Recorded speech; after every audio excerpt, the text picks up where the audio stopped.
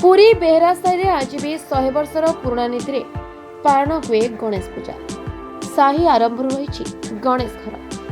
प्रत्येक वर्ष प्राय 10 फुट रु 15 फुट भितर तैयारी करा जाए श्री गणेश प्रतिमूर्ति। गणेश पूजा दिन साहिर वयस्क साही बासिंदा को नहीं पुरीर तीर्थ पुष्करिणी मार्कंड पुष्करिणी जल उठाई कुंभ बसाए एवं श्री गणेश को पूजा करा जाए।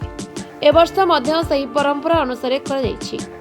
साहिर सभापति मोहन बेहरा, उपसभापति लिटन बेहरा, कर्ता भाव दीनबंधु बेहरा, भिकारी बेहरा, रघुआ बेहरा, बलिया बेहरा, रमेश बेहरा एवं समस्त कार्यकारी कमिटी उपस्थित रही धूमधाम रे गणेश पूजा पालन करथिले।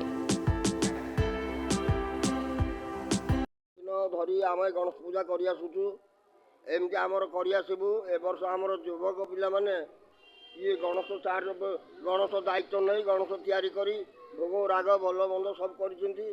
बर्तमान आमे माने साईवाला आमे सब संतुष्ट होइचु।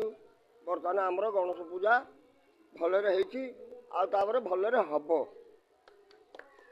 टन बेहरा मु उपसभापति अछि आमर बेहरा साई मंगला कमिटीर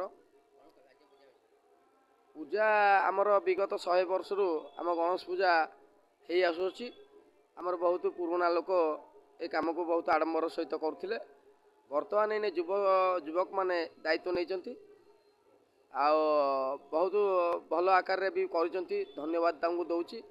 आमर सभापति मोहन बेहरा, श्रीजुत मोहन बेहरा एवं तांकर कैबिनेट जो अछंती आमर परिचालना कमिटी मंगला कमिटीर समस्त मेंबर मंद एवं आम साई भाई माने भी बहुत सहयोग रही।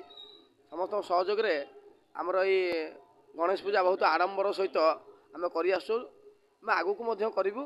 आगू को आहरी चेष्टा करूँ कि भल मारे होता जहाँ आमर जो युवक मैंने ए सामिल होकर बहुत सहयोग कर धन्यवाद दूची।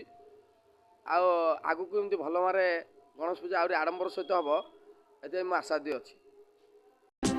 पुरी निराकार महाराणा का report the Republic Odisha 24 news.